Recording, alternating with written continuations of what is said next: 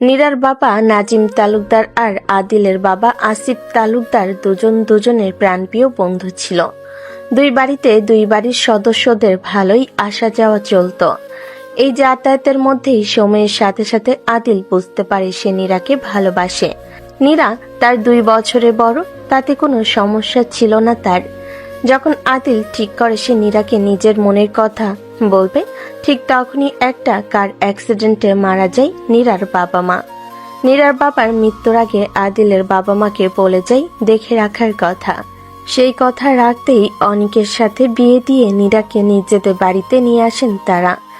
এসব দেখে আদিল মনে মনে ভেঙে পড়ল।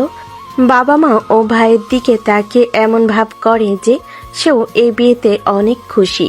বিয়ের রাত নতুন বউয়ের সাজে ঘরের এক কোণে চুপচাপ বসেছিল নীরা।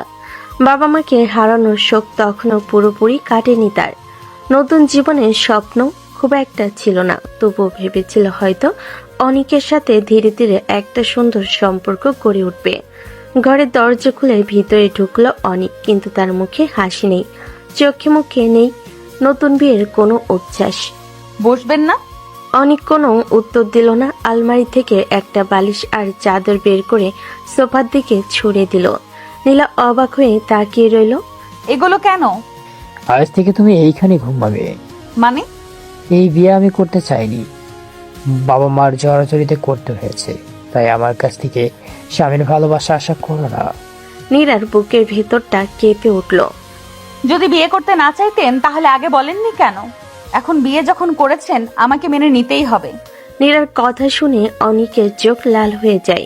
শরীরের সব শক্তি দিয়ে চড় মারে নীরার গালে, তারপর বলে, ভালো করে কথা বলছি বলে বেশি বেড়ে গেছিস তাই না?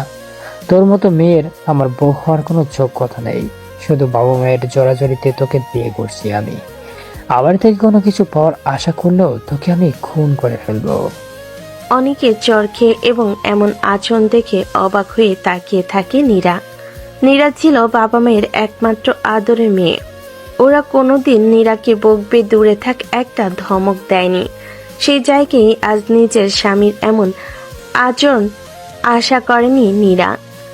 সেই রাতে ভেঙে গিয়েছিল নীরার সমস্ত স্বপ্ন। দিনের পর দিন অনেক তার সাথে দূরত্ব বজায় রাখলো। সামান্য বিষয় নিয়েও রাগারাগি করত, অপমান করত, এমনকি গায়েও হাত তুলত।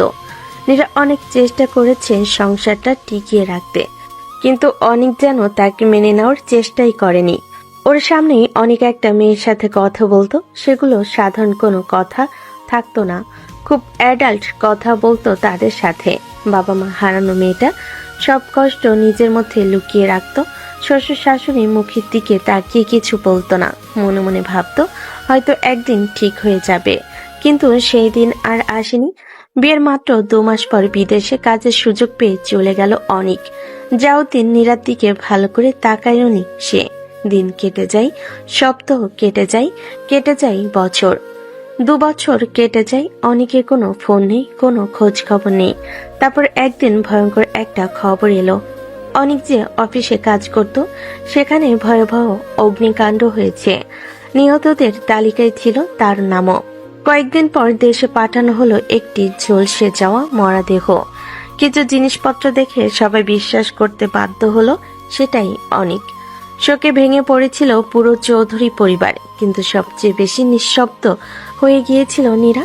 যে মানুষটা তাকে কখনো আপন করে নেয়নি, তার মৃত্যুর পরও নীরার চোখের জল থামছিল না। 1 বছর কেটে গেল। এক সন্ধ্যায় আসিফ চৌধুরী ও তার স্ত্রী নীরাকে ডাকলেন। মা, তোমার বয়স এখনো খুব কম, পুরো জীবনটা সামনে পড়ে আছে। নীরা চুপ করে রইল। আমরা চাই না তুমি একা বাকি জীবনটা কাটাও।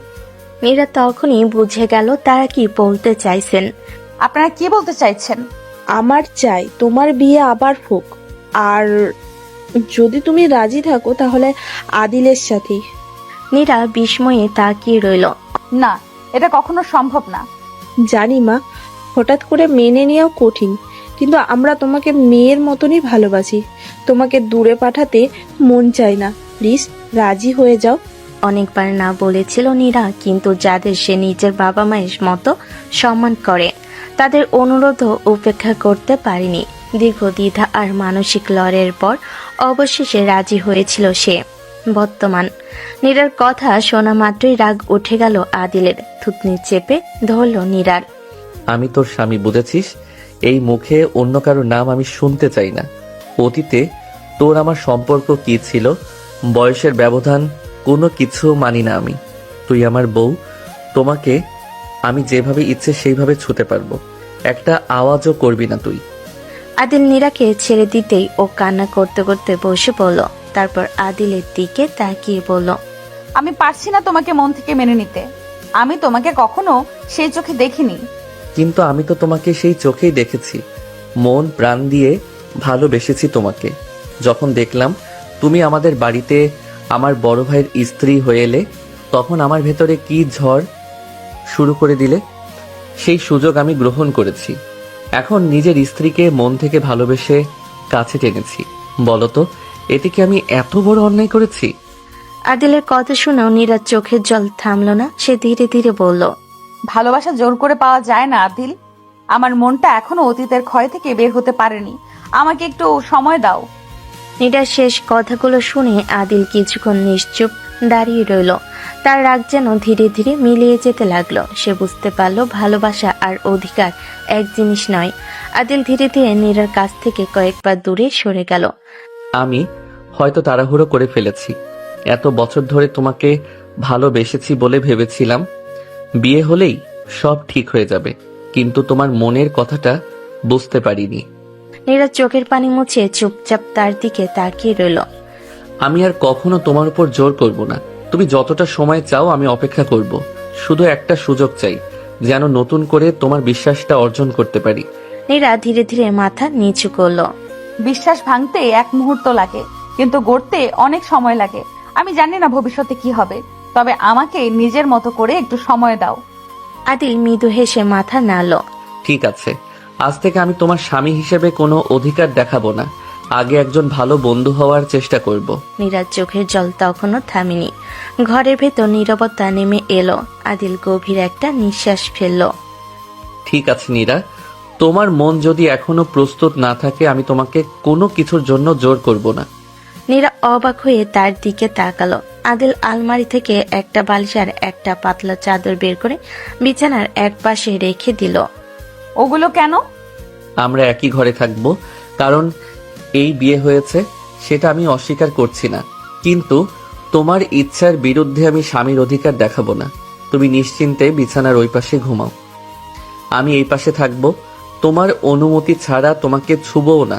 নীরা চুপচাপ কিছুক্ষণ চুপ করে রইল। তার মনে পড়ে গেল 1 বছর আগে সেই রাতের কথা, যখন অনেক তাকে জোর করে সোফায় ঘুমাতে বলেছিল। আজ দৃশ্যটা যেন সম্পূর্ণ উল্টো।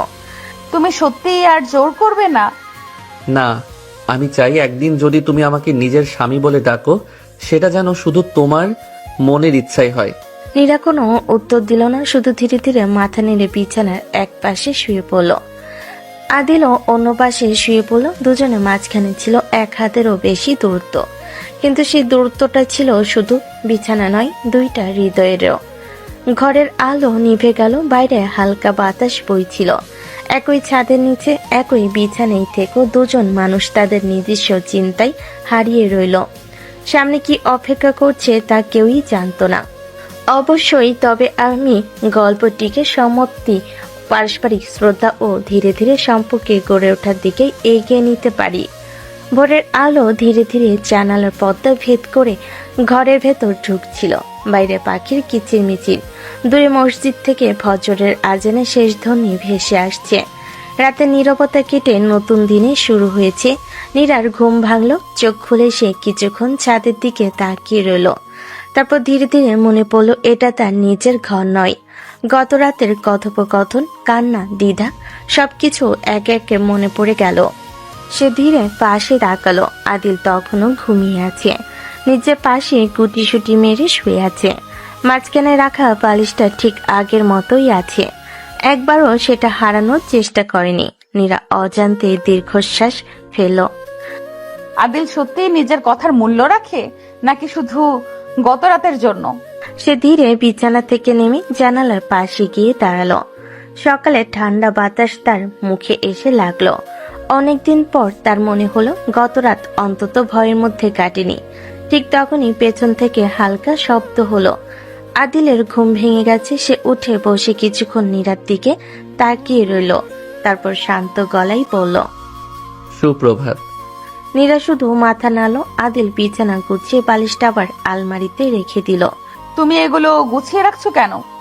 ঘর যেমন দুজনের, কাজও দুজনের হতে পারে। নীরা কিছু বলল না। আদিল আলমারি থেকে নিজের কাপড় নিয়ে বলল, তুমি আগে ফ্রেশ হয়ে নাও, আমি বাইরে যাচ্ছি। তোমার সময় নিয়ে তৈরি হও। তুমি কি নিচে যাচ্ছো?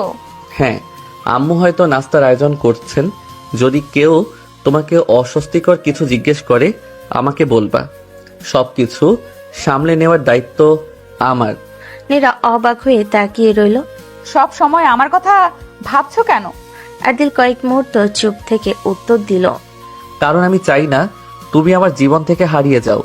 এত বছর যাকে ভালোবেসেছি তাকে পেয়েছি, তাকে তো হারিয়ে যেতে দিতে পারি না। তার উপর গত 1 বছরে তুমি অনেক কিছু সহ্য করেছো, আমি অন্তত সেই কষ্ট বাড়াতে চাই না। এই কথাগুলো শুনে নীরা আর কিছু বলতে পারল না। আদিল দরজার কাছে গিয়ে থামল। আর একটা কথা, নীরা হতবাক। তুমি আমাকে এখনো স্বামী হিসেবে মেনে না নিলে তাতেও সমস্যা নেই। আমি তোমাকে সময় দেব। শুধু একটা অনুরোধ, আমার কাছেই থেকো। এই বলে সে দরজা খুলে বাইরে চলে গেল। ঘরে আবার নীরবতা নেমে এলো। নীরা বিছানায় বসে রইল। গত রাতের কথাগুলো তার মনে ঘুরপাক খেতে লাগলো। তার মনে পড়ে গেল অতীতের অনেক স্মৃতি, অবিশ্বাস, অপমান, একাকিত্ব। সেই স্মৃতিগুলো এখনো তাকে তাড়া করে, তাই সে সহজে কাউকে বিশ্বাস করতে পারছে না। কিছুক্ষণ পর সে ধীরে উঠে আয়নার সামনে দাঁড়ালো। নিজের চোখের নিচে কালো দাগ দেখে সে মৃদুস্বরে বলল, হয়তো সবাই একরকম হয় না, কিন্তু সেটা বিশ্বাস করতে এখনো সময় লাগবে। আয়নার ওপারে নিজের প্রতিচ্ছবির দিকে তাকিয়ে সে বুঝতে পারল তার জীবনের নতুন অধ্যায় শুরু হয়েছে। তবে এই অধ্যায়ে ভালোবাসার আগে প্রয়োজন বিশ্বাস, আর বিশ্বাস তৈরির সময় সম্মান আর আচরণের মাধ্যমে।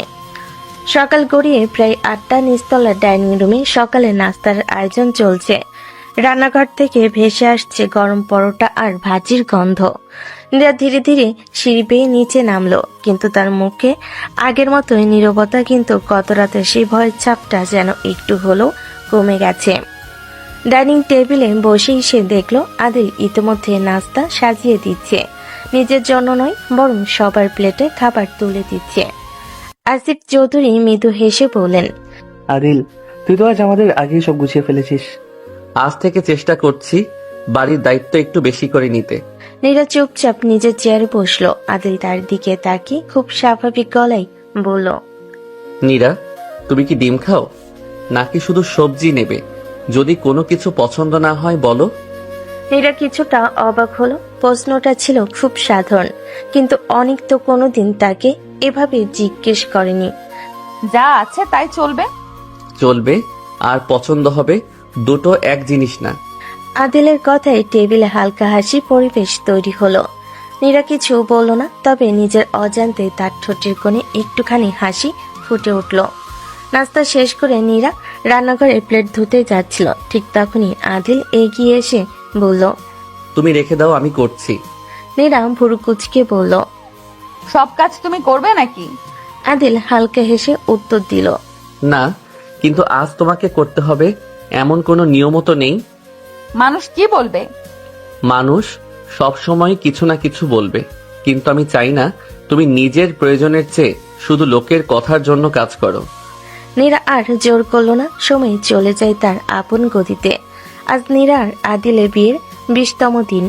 আদিল নিজের কথা রেখেছে। সেদিনের পর আর নীরাকে ছোঁয়ারও চেষ্টা করেনি। দুপুরের রোদটা জানালার ফাঁকগুলি ভেতরে পড়ছে। বাড়ির সবাই যার যার কাজে ব্যস্ত। আদিল অফিসের কিছু কাগজপত্র দেখছে নিচতলায়। নীরা আদিলের ঘরটা গুছিয়ে নিচ্ছিল। বিয়ের পর এই ঘরটাতে উঠেছে সে। কয়েকদিন ধরে শুধু প্রয়োজনীয় জিনিসগুলো ব্যবহার করেছে। অনেকের ঘর থেকে তার অনেক কিছু নিয়ে আসা হয়নি। নীরা অনেকের ঘর থেকে নিজের অনেক জিনিস নিয়ে আসতে গিয়ে আলমারির উপর একটা কার্টুন দেখতে পারে। ও একটা ছোট্ট কাঠের টুল এনে তার উপর দাঁড়ালো। ধুলো জমে থাকা সেই পুরনো কার্টুন নামাতে গিয়ে হাত ফসকে সেটা মেঝেতে পড়ে গেল। ধপ, কার্টুনের ঢাকনা খুলে গেল। একের পর এক জিনিস মেঝেতে ছড়িয়ে পড়লো। একটা পুরনো হাত ঘড়ি, একজোড়া সানগ্লাস, একটা মানিব্যাগ, বিদেশে যাওয়ার আগে তোলা অনেকের পাসপোর্ট সাইজের ছবি, আর নিচে চাপা পড়েছিল একটা নীল রঙের ডায়েরি।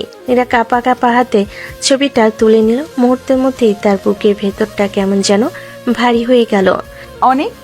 সে ধীরে ধীরে মেঝেতে বসে পড়ল। ডায়েরিটা খুলতে ভেতর থেকে একটা বোর্ডিং পাস আর বিদেশের কোম্পানির আইডি কার্ড বেরিয়ে এলো। ওগুলো হাতে নিয়ে নীরার চোখ ভিজে উঠল। তার মনে পড়ে গেল সেই দিনটা। অনেক বিমানবন্দরে যাওয়ার আগে একবারও তার দিকে ফিরে তাকায়নি, একটা বিদায় পর্যন্ত বলেনি। তবুও সে প্রতিদিন অপেক্ষা করত, হয়তো একদিন ফোন করবে, হয়তো বলবে কেমন আছো। সেই ফোন আর আসেনি, এসেছিল শুধু মৃত্যুর খবর। এতদিন শক্ত থাকার চেষ্টা করা নীরা হঠাৎই আজ নিজেকে সামলাতে পারল না। সে ডায়েরিটা বুকের সঙ্গে চেপে ধরে হাউমাউ করে কেঁদে উঠল। ঠিক তখনই বাইরে থেকে শব্দ শুনে আদিল দৌড়ে এলো। দরজাটা আধা খোলা ছিল, সে ভেতরে ঢুকেই থেমে গেল। মেঝে জুড়ে ছড়িয়ে আছে অনেকের জিনিসপত্র, আর মাঝখানে বসে কাঁদছে নীরা। আদিল এক মুহূর্তের জন্য স্থির হয়ে রইল। তার বুকের ভেতরও কষ্ট ঢেউ উঠল, কারণ সে বুঝতে পারল এই কান্না শুধু একজন মৃত মানুষের জন্য নয়, বরং ভেঙে যাওয়া একটা জীবনের জন্য। সে কোনো কথা বলল না। ধীরে ধীরে এসে নীরার থেকে একটু দূরে মেঝেতে বসে পড়ল। দুজনের মাঝখানে প্রায় 2 হাত দূরত্ব। শুধু নীরার কান্নার শব্দে ঘরটা ভারী হয়ে আছে। 5 মিনিট, 10 মিনিট আদিল একবারও কথা বলল না। একবারও বলল না কেঁদো না, একবারও না, সব ঠিক হয়ে যাবে। সে শুধু নীরা পাশে নীরবে বসে রইল। অনেকক্ষণ পরে নীরা নিজেই বলল, তুমি কিছু বলছো না কেন? আদিল উত্তর দিল, কারণ এই মুহূর্তে তোমার কথা শোনা দরকার, আমার কথা শোনার না। নীরা চোখ মুছল, তার কণ্ঠ কাঁপছে। জানো, সবাই ভাবে আমি শুধু মৃত স্বামীর জন্য কাঁদি, একটা দীর্ঘশ্বাস ফেলল। কিন্তু আমি শুধু তার মৃত্যুর জন্য কাঁদি না দিল। আমি কাঁদি কারণ আমি প্রথমে বাবা মাকে একসাথে হারিয়েছি, তারপর অনেকের সাথে আমার বিয়ে হলো, কিন্তু কোনোদিন স্বামীর ভালোবাসা পাইনি। আমি কাঁদি সেই স্বপ্নটার জন্য যেটা বিয়ের রাতেই শেষ হয়ে গিয়েছিল। আমি কাঁদি সেই মেয়েটার জন্য যে প্রতিদিন ভাবতো হয়তো আগামীকাল সব বদলে যাবে। আদিল চুপচাপ শুনে গেল, তার চোখও ভিজে উঠেছে। সে নীরার দিকে তাকিয়ে প্রশ্ন করল, ভাইয়া তোমাকে কোনোদিন স্ত্রী সম্মান দেয়নি? আমি কখনো অনেককে ঘৃণা করতে পারিনি, কিভাবে করব? সে তো আমার জীবনের প্রথম পুরুষ ছিল। তার সাথে আমার বিয়ে হবে শুনে আমার মনে তার জন্য যে অনুভূতি তৈরি হয়েছিল সেটা কোনো অন্যায় বা পাপ ছিল? আমি তার কাছে শুধু একটা উত্তর জানার ছিল, আমি কি এমন ভুল করেছিলাম যে মানুষটা আমাকে এত অপছন্দ করত? কথাগুলো বলতে বলতে সে আবার ভেঙে পড়ল। আদিল নিজের 2 হাত শক্ত করে মুঠো করল। তার খুব ইচ্ছে হচ্ছিল নীরার মাথায় হাত রেখে সান্ত্বনা দিতে, কিন্তু সে নিজেকে থামিয়ে দিল। মনে মনে বলল, না, ও নিজে থেকে না চাইলে আমি কিছুই করব না। কিছুক্ষণ পরে সে ধীরে বলল, একটা কথা বলবো? নীরা মাথা নাড়ল। তুমি কোনো ভুল করনি। নীরা তাকালো। ভাইয়া মানুষে অমানুষের মতো আচরণ করেছে, তার দোষ তোমার নয়। তুমি যথেষ্ট চেষ্টা করেছিলে, কিন্তু একটা সম্পর্ক একা একজন মানুষ টিকিয়ে রাখতে পারে না। নীরা নিঃশব্দে শুনছিল। আর একটা কথা, সে একটু থামল। আমি চাই না তুমি তোমার অতীত ভুলে যাও, কারণ সেটা তোমার জীবনের অংশ। আমি শুধু চাই সেই অতীত যেন তোমার ভবিষ্যৎটা কেড়ে না নেয়। নীরার চোখ দিয়ে আবার জল গড়িয়ে পড়ল, কিন্তু এবার সেই কান্নার মধ্যে আগের মতো অসাধ্য ছিল না, ছিল একটা অদ্ভুত শান্তি, অতীত থেকে বের হয়ে আসার ক্ষুদ্র চেষ্টা। সে ধীরে ধীরে অনেকের ছবিটা বাক্সে রেখে দিল। তারপর প্রথমবার নিজের ইচ্ছায় বাক্সটা আদিলের দিকে বাড়িয়ে দিয়ে বলল, এগুলো তুমি কি আলমারিতে তুলে রাখবে? আজ আমার দ্বারা আর হবে না। আদিল বাক্সটা হাতে নিল। এক মুহূর্ত চুপ থেকে বলল, যেদিন তুমি চাইবে সেদিন এগুলো আবার দেখো, আর যদি কোনো দিন না দেখতে চাও তাহলেও এগুলো থাকবে, কারণ স্মৃতি লুকিয়ে ফেললে মুছে যায় না। নীরা মৃদু মাথা নাড়ল। আদিল বাক্সটা আলতো করে আলমারির উপর রেখে দিল। বেরিয়ে যাওয়ার আগে সে শুধু বলল, তুমি যদি একা থাকতে চাও আমি নিচে আছি, আর যদি মনে হয় কাউকে দরকার শুধু একবার ডাক দিও। সে দরজাটা আস্তে করে বন্ধ করে বেরিয়ে গেল। দরজাটা বন্ধ হওয়ার পর নীরা দীর্ঘক্ষণ স্থির হয়ে বসে রইল। আজ প্রথমবার সে অনুভব করলো কেউ তাকে বদলে দিতে চাইছে না, কেউ তার অতীত কেড়ে নিতে চাইছে না। শুধু একজন মানুষ ধৈর্য ধরে তার পাশে দাঁড়িয়ে আছে। নীরা জানালার বাইরে তাকিয়ে আস্তে করে বলল, আদিল, তুমি সত্যিই অন্যরকম। তার নিজের অজান্তেই আদিলের প্রতি জমে থাকা দূরত্বটা আরেকটু কমে গেল। কয়েকদিন পরের ঘটনা। সকাল থেকে চৌধুরী বাড়িতে ব্যস্ততা। আজ আসিফ চৌধুরীর এক ঘনিষ্ঠ আত্মীয়র ছেলের গায়ে হলুদ। পরিবারের সবাই সেখানে যাবে। নীরা নিজের ঘরে আলমারির সামনে দাঁড়িয়েছিল, কি পরবে বুঝতে পারছিল না। রঙিন শাড়িগুলোর দিকে তাকিয়ে আবার হাত সারিয়ে নিল। শেষ পর্যন্ত একটি হালকা রঙের সাদামাটা শাড়ি বের করলো। ঠিক তখনই দরজায় হালকা টোকা পড়ল। ভিতরে আসতে পারি? নীরা দরজা খুলে দিতেই আদিল ঘরের ভেতর এসে বলল, আম্মু বললেন সবাই প্রস্তুত আছে, তোমার যদি কোনো সাহায্য লাগে। না, আমি পারবো। আদিল মাথা নেড়ে চলে যেতে গিয়েও থেমে গেল।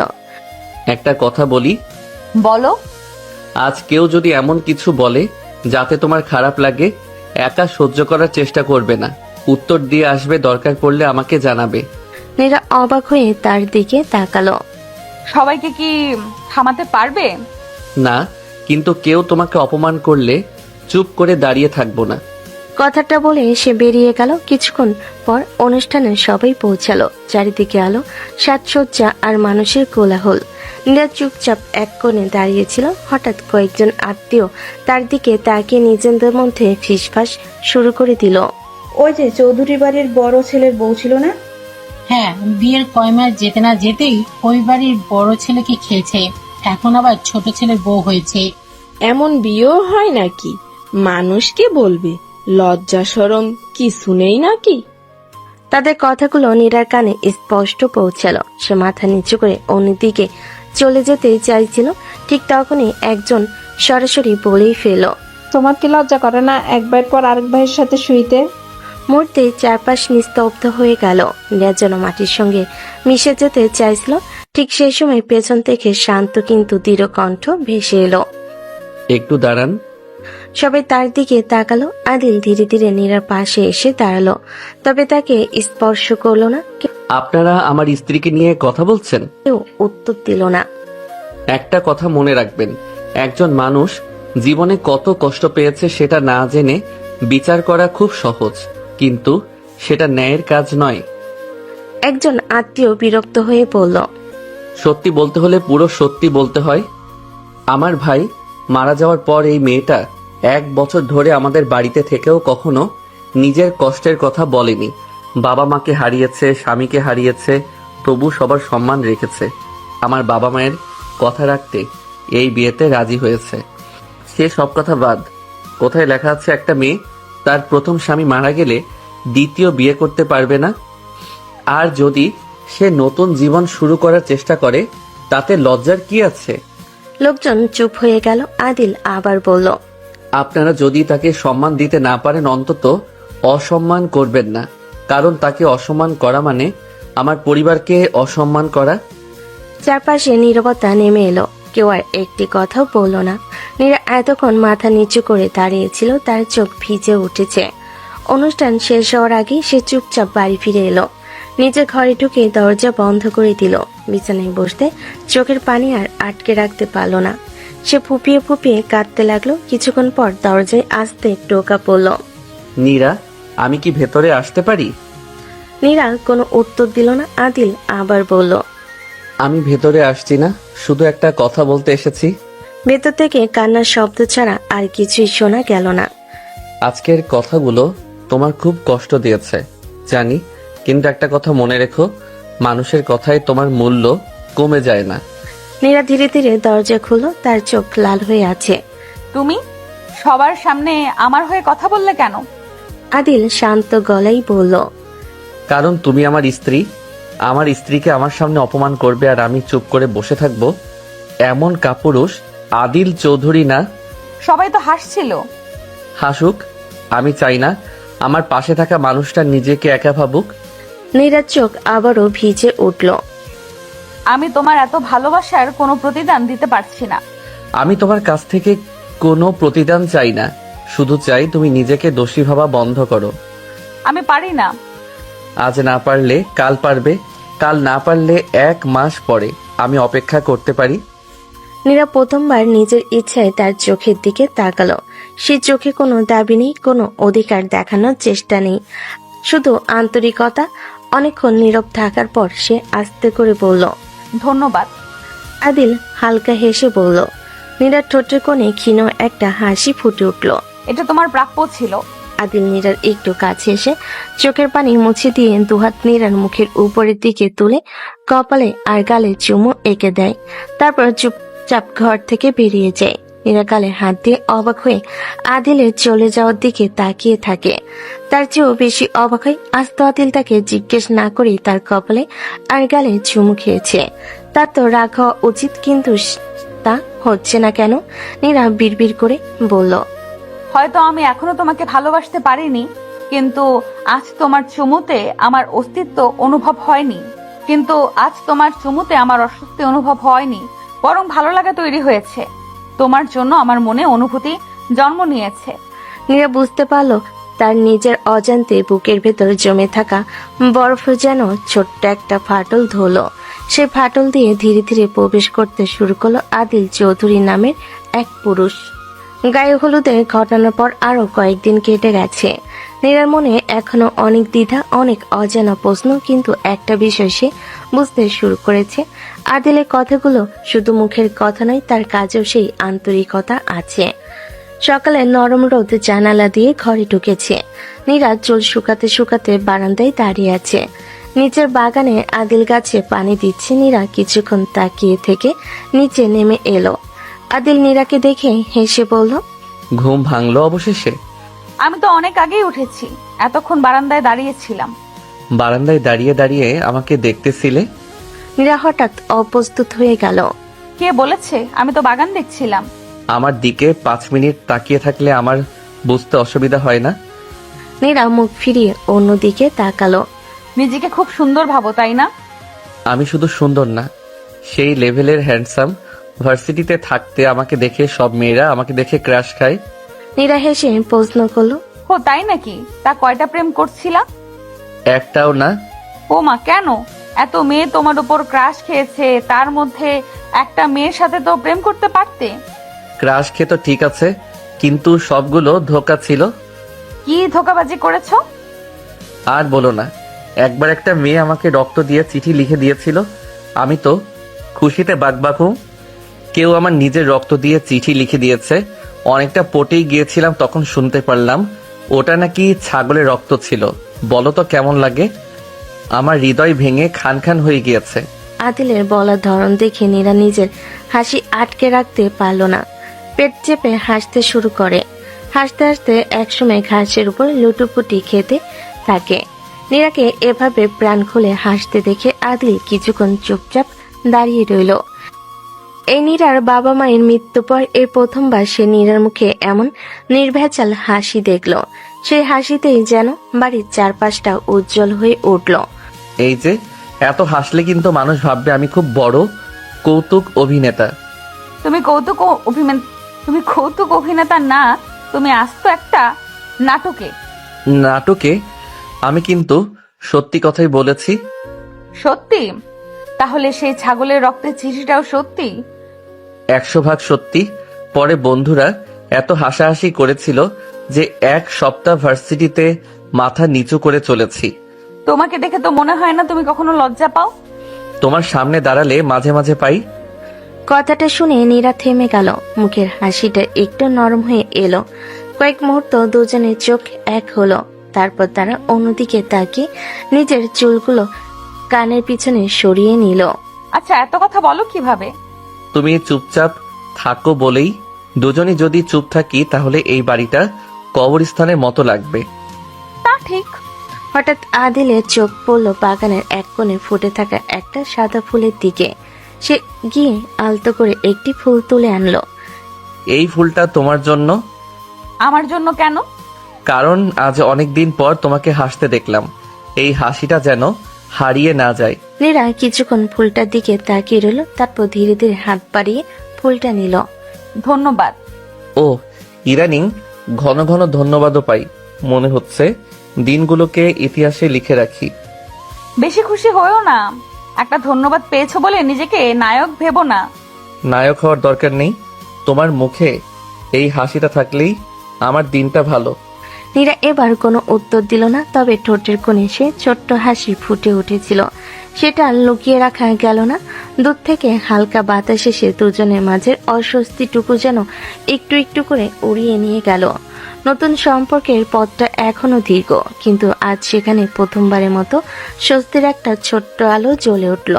নীরা দুপুরে রান্নাঘরে চা বানাচ্ছিল। আদিল চুপচাপ এসে দরজায় ভর দিয়ে দাঁড়ালো।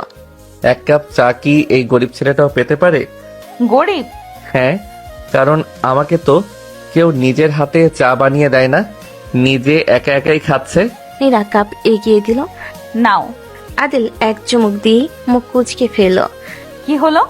তিনি কোথায়? নীরা বিস্মিত হয়ে আদিলের হাত থেকে কাপ নিয়ে চুমুক দিল। কই, সবকিছু একদম ঠিকই আছে। আদিল নীরার হাত থেকে কাপটা নিয়ে চুমুক দিয়ে বলল, এখন একদম পারফেক্ট হয়েছে, তোমার ঠোঁটের ছোঁয়ায় চা এখন অমৃত হয়ে গিয়েছে। আবার শুরু হলো, আমি রান্না করব, বিরক্ত করো না, এখান থেকে যাও। আদিল ভদ্র ছেলের মতো রান্নাঘর থেকে বের হয়ে যায়, তবে বের হতে হতে বিড়বিড় করে বলল, কবে যে ওই ঠোঁটের ছোঁয়া নিজের ঠোঁট পাবো? আদিল কথাগুলো আস্তে বলল, নীরা শুনতে পায়। যা শুনে লজ্জায় নীরার গাল দুই লাল হয়ে যায়। সে সাথে নীরা বুঝতে পারে সে আস্তে আস্তে আদিলের প্রেমে পড়ছে। রাতে ঘুমানোর আগে আদিলের বই পড়ার অভ্যাস। বিছানার উপর বসে বই পড়ছিল নীরা। নিচে বিছানা পেতে শুয়ে আছে আদিল। হঠাৎ বিদ্যুৎ চলে যাওয়ায় পুরো ঘর অন্ধকার হয়ে গিয়েছে। আদিল শোয়া থেকে উঠে ডয়ার থেকে একটা ছোট্ট টর্চ বের করে জ্বালিয়ে দিল, তারপর কয়েকটা মোমবাতি এনে টেবিলে রাখলো। নাও, এখন পড়তে পারবে। তুমি উঠে গেলে কেন? তুমি পড়ো, আমি এখানেই আছি, দরকার পড়লে ডাকো। নীরা কিছুক্ষণ তাকিয়ে রইল, তারপর বইটা পাশে রেখে প্রথমবার নিজের ইচ্ছেই বলল, এখন পড়তে ইচ্ছে করছে না, এদিকে বসো না, গল্প করি। আদিল অবাক হয়ে তাকালো। আমাকে বলছো তোমার সাথে গল্প করতে? হ্যাঁ। আদিল বিছানার অন্য পাশে যথেষ্ট দূরত্ব রেখে বসে পড়ল। দুজন অনেকক্ষণ ছোটবেলার গল্প, স্কুলের দুষ্টামি আর পরিচিতি নিয়ে কথা বলল। হাসতে হাসতে কখন যে সময় কেটে গেল কেউ টেরি পেল না। ঘুমানোর আগে নীরা আদিলের হাত ধরে আস্তে করে বলল, জানো আদিল, আগে মনে হতো তোমার পাশে থাকলে অস্বস্তি লাগবে, আদিল চুপচাপ শুনছিল। কিন্তু এখন মনে হয় তোমার পাশে থাকলে মনটা শান্ত থাকে। আদিলের চোখে আনন্দের ঝিলিক ফুটে উঠল, তো বসে মৃদু হেসে বলল, এই কথাটাই আজকের সবচেয়ে বড় উপহার। নীরা লজ্জায় মাথা নিচু করে ফেলল। তার ঠোঁটে কোণে ধীরে ধীরে ফুটে উঠল এক টুকরো মিষ্টি হাসি। ঘরে মোমবাতিগুলো ধীরে ধীরে শেষ হয়ে আসছে। বাইরে হালকা বাতাসে জানালার পর্দা তুলছে। গল্প করতে করতে কখন যে রাত আরো গভীর হয়ে গেছে কেউ খেয়ালই করেনি। আদিল নিচে বিছানা পেতে আবারও শুতে যাবে, ঠিক তখনই নীরা আস্তে করে ডাক দিল, আদিল, হুম? একটা কথা বলবো, কিছু মনে করবে না তো? তোমার কোনো কথাই মনে করি না, বলো। তুমি প্রতিদিন নিচে শুয়ে থাকো কেন? কারণ তুমি স্বস্তিতে থাকো, সেটাই চাই, তোমার অস্বস্তির কারণ হতে চাই না। কিন্তু আজ মনে হচ্ছে সেটার দরকার নেই। আদিল হতবাক হয়ে নীরার দিকে তাকিয়ে রইল। নীরা চোখ নামিয়ে নিজের আঙ্গুল নিয়ে খেলতে লাগলো। মানে? তুমি চাইলে আজ থেকে নিচে নয় বিছানায় শুতে পারো, আমার অস্বস্তি লাগবে না। কথাটা বলতে বলতে নীরার গাল লাল হয়ে উঠল। সে একবার আদিলের দিকে তাকাতে পারছিল না। তুমি নিশ্চিত? না, আমাদের বিয়ে হয়ে গিয়েছে, বাকি জীবন একসাথেই থাকতে হবে। এখন থেকে আমরা আমাদের সম্পর্কটা স্বাভাবিক করার চেষ্টা করব। নীরা কথাটা বলতেই আদিলের মুখে আনন্দের ঝিলিক ফুটে উঠল, তবে সেই আনন্দের মাঝেও সে নিজেকে সামলে রাখলো। নিচে রাখা নিজের বালিশটা হাতে তুলে নিয়ে এক লাফে বিছানায় উঠে বসতে নীরা হেসে ফেলল। এই যে এত তাড়াহুড়ো কিসের? মনে হচ্ছে অনেক দিন ধরে ওই সুযোগের অপেক্ষায় ছিলে। অনেক দিন? আরে বিয়ের প্রথম রাত থেকে অপেক্ষা করছি, তবে সাহস করিনি। ভাবছিলাম যদি বউ মশাই আবার রাগ করে আমাকে দরজার বাইরে পাঠিয়ে দেয়। আমি কি এতটাই ভয়ঙ্কর? আগে ছিলে, তোমার একটা কড়া চোখের তাকানোই যথেষ্ট ছিল আমার সব সাহস উধাও করার জন্য। মিথ্যেবাদী, সারাক্ষণ তো শুধু কথা বলো। কথা না বললে তোমার মুখে হাসি ফুটতো? নীরা কোনো উত্তর দিল না, শুধু হালকা করে মাথা নাড়ল। তার চোখে মুখে আজ আর আগে সেই অস্বস্তি নেই। দুজনেই বিছানার দুই পাশে শুয়ে পড়ল, মাঝখানে বেশ খানিকটা ফাঁকা জায়গা। এই মাঝখানে জায়গাটা দেখে মনে হচ্ছে এখানে একটা ছোটখাটো নদী বয়ে যাচ্ছে। ভালোই তো, নিরাপদ দূরত্ব। আমি কিন্তু নদী পার হওয়ার চেষ্টা করব না, কথা দিচ্ছি। ভালোই হবে। আমি চাই তোমার সব স্বস্তি আর বিশ্বাস তোমার নিজের ইচ্ছায় আসুক, কোনো তাড়াহুড়ো নেই। কথাটা শুনে নীরার বুকটা হালকা হয়ে গেল। সে বুঝতে পারল আদিল শুধু ভালোবাসতে জানে না, সম্মান করতেও জানে। কিছুক্ষণ নীরবতা, বাইরে ঝিঝি পোকার ডাক ভেসে আসছে, মোমবাতির আলো ক্রমশ ছোট হয়ে আসছে। আদিল, ধন্যবাদ। আবার ধন্যবাদ? আজকাল তো আমার ভাগ্যই খুলে গেছে। এবারে ধন্যবাদটা অন্যরকম। কেন? কারণ তুমি আমাকে কখনো কোনো কিছুতে জোর করনি। আমি যখন রাগ করেছি তুমি ধৈর্য ধরেছো, আমি যখন কেঁদেছি তুমি পাশে থেকেছো, আর আজ আমি নিজের ইচ্ছায় তোমাকে পাশে থাকতে বলেছি। আদিলের চোখে এক মুহূর্তের জন্য জল চিকচিক করে উঠল। সে দ্রুত অন্যদিকে তাকিয়ে হাসল। জানো, আজ আমার মনে হচ্ছে আমি পৃথিবীর সবচেয়ে ভাগ্যবান মানুষ। আবার নাটক শুরু? নাটক না, সত্যি। আচ্ছা, একটা প্রশ্ন করি। করো। তুমি সবসময় এত হাসি খুশি থাকো কিভাবে? কারণ আমি বিশ্বাস করি একদিন না একদিন তুমি এভাবেই আমার সঙ্গে হেসে কথা বলবে। আজ দেখছি সেই অপেক্ষাটা বৃথা যায়নি। নীরা লজ্জের চোখ বন্ধ করে ফেলল। ঠোঁটের কোণে মিষ্টি একটা হাসি ফুটে উঠল। বাইরে তখন হালকা বাতাস বইছে। ঘরের ভেতরেও যেন অচেনা দূরত্বের বদলে এক নতুন স্বস্তি জন্ম নিয়েছে। তারা দুজনেই নিজেদের জায়গায় শুয়ে রইল। গল্প করতে করতে ধীরে ধীরে গভীর রাত হলো। সেই রাতে সবচেয়ে বড় পরিবর্তন ছিল একই বিছানা নয়, বরং একই বিশ্বাসের পথে তাদের প্রথম শান্ত পদক্ষেপ। পরদিন ভোর, জানালার ফাঁক দিয়ে নরম রোদ ঘরের ভেতর ঢুকছে। এরা ঘুম থেকে উঠে কিছুক্ষণ চুপচাপ আদিলের দিকে তাকিয়ে রইল। আদিল তখনও ঘুমিয়ে আছে, মুখে একদম শিশুর মতো শান্ত একটা হাসি। নীরা মনে মনে বলল, কি অদ্ভুত মানুষ! এতদিন ধরে আমার রাগ, অভিমান, কষ্ট সবকিছু নীরবে সহ্য করেছে। কখনো নিজের ভালোবাসা চাপিয়ে দেয়নি, বরং অপেক্ষা করেছে শুধু আমার একটা হাসির জন্য। নীরার বুকের ভেতরটা কেমন যেন হালকা কেঁপে উঠল। নিজের অজান্তে তার ঠোঁটে একটা মিষ্টি হাসি ফুটে উঠল। ঠিক তখনই আদিলের ঘুম ভেঙে গেল। আরে, আজ তো দেখি ঘুম ভাঙতে একজন সুন্দরী মানুষকে সামনে দেখতে পাচ্ছি। মনে হচ্ছে দিনটা খুব ভালো যাবে। সকাল সকাল শুরু হয়ে গেল। আমি তো শুধু সত্যিটাই বললাম।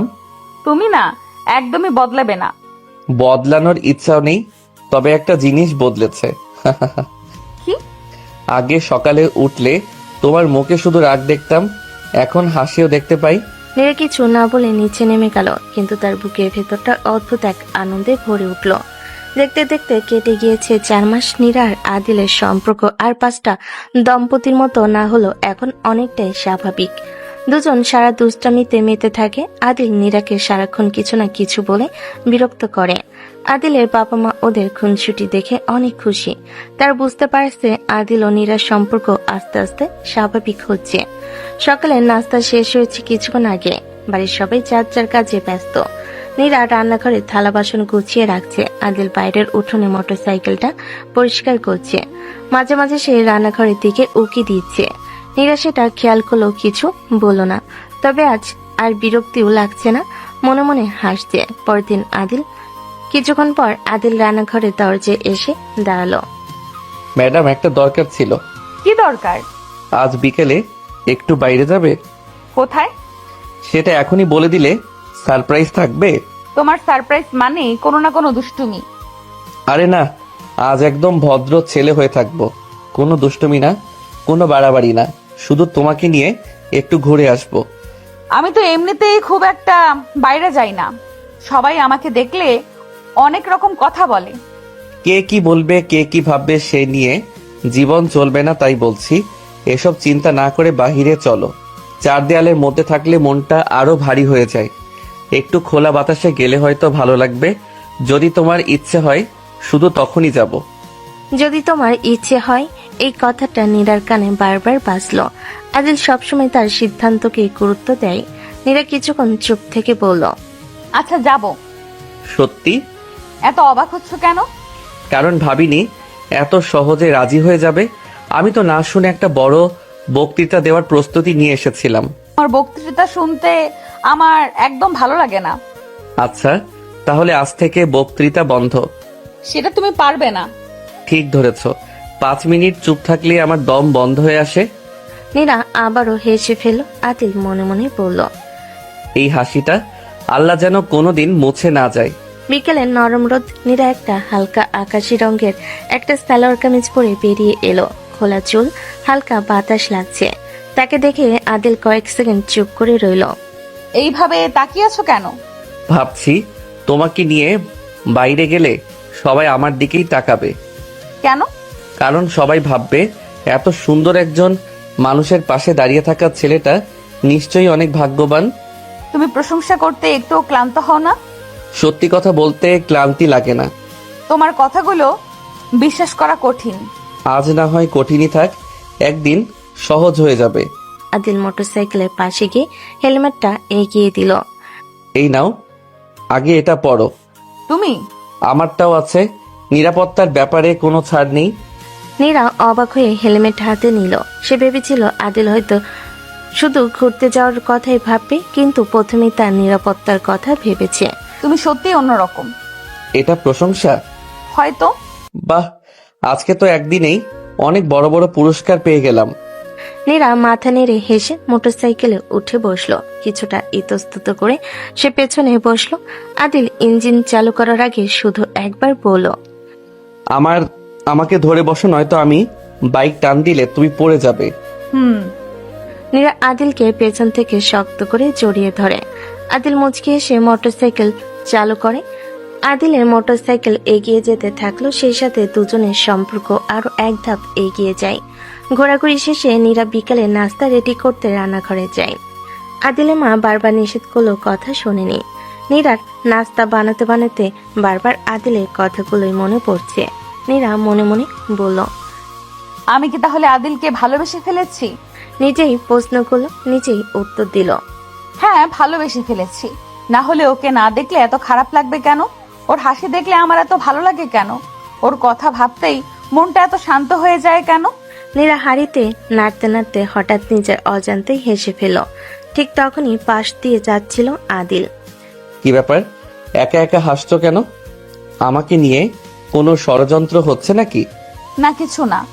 কিছু তো আছেই, তবে থাক, যখন বলতে ইচ্ছে করবে তখন বলো। এই কথাটাই যেন নীরাকে আরো সাহস দিল। বিকেলের দিকে ছাদে হালকা বাতাস বইছে। ছাদ বাগানে থাকা ফুলের গন্ধে চারপাশ ভরে গেছে। নীরা বারবার সিদ্ধান্ত নিচ্ছে আজকেই বলবে।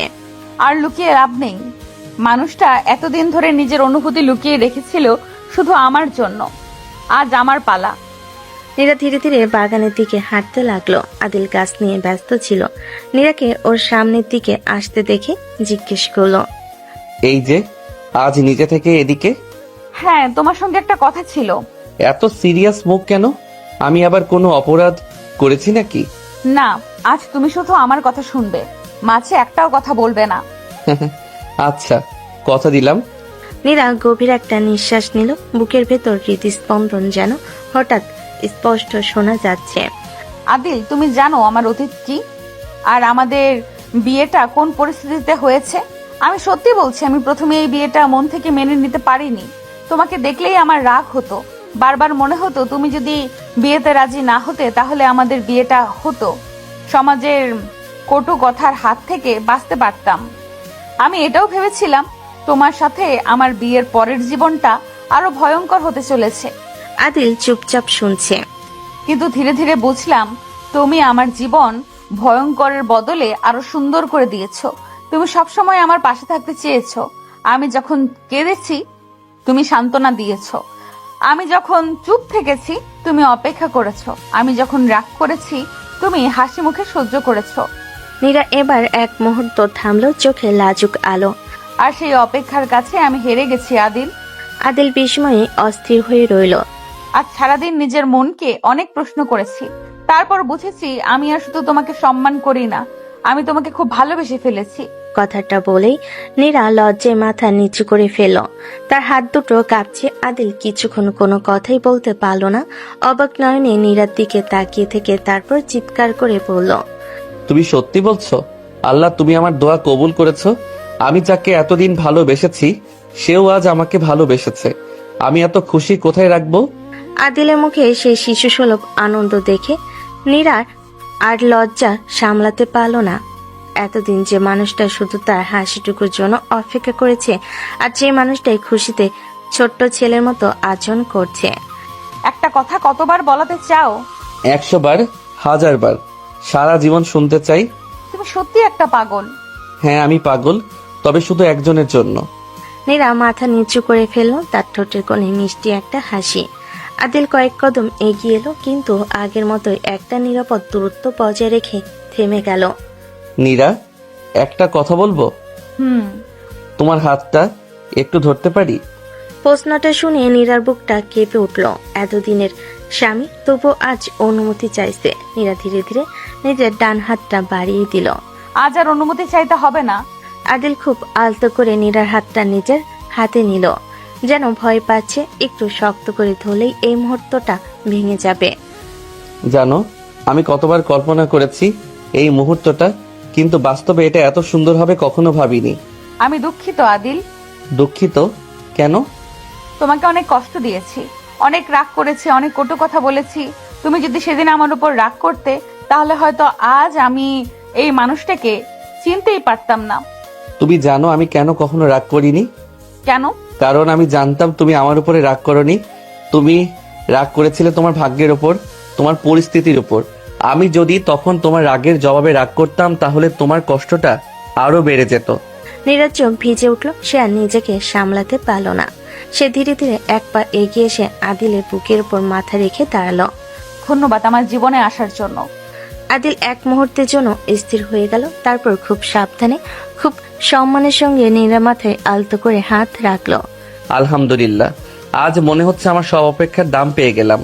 দুজনে কিছুক্ষণ নিশ্চুপ দাঁড়িয়ে রইল। চারপাশে শুধু বাতাসের শব্দ আর ফুলের মিষ্টি গন্ধ। কিছুক্ষণ পরে নীরা নিজে একটু সরে দাঁড়ালো। আচ্ছা, এত খুশি হয়েছো, এখন কি করবে? অনেক কিছু করার ইচ্ছে হচ্ছে। যেমন? প্রথমে দৌড়ে গিয়ে আম্মুকে বলি, আম্মু, আপনার বৌমা অবশেষে আমাকে ভালোবাসে। আদিলের কথা শেষ হতেই নিচতলা থেকে আদিলের মায়ের ডাক ভেসে এলো। আদিল, নীরা, তোরা কোথায়? দেখে যা কে এসেছে।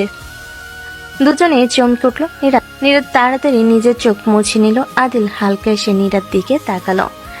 হঠাৎ করে মা ডাকলো কেন? চলো দেখি কে এসেছে। এবার আর কোনো দ্বিধা না করে আদিল আলতো করে নীরার হাতটা ধরল। নীরাও হাতটা ছাড়িয়ে নিল না। দুজন পাশাপাশি সিঁড়ি বেয়ে নিচে নামতে লাগলো। আদিলে মনে হচ্ছিল আজকের এই মুহূর্তটাই তার জীবনের সবচেয়ে সুন্দর মুহূর্ত। কিন্তু ড্রয়িং রুমে পা রাখতে আদিলের মুখের হাসিটা মুহূর্তে মিলিয়ে গেল। তার হাতটা ধীরে ধীরে নীরার হাত থেকে আলগা হয়ে গেল।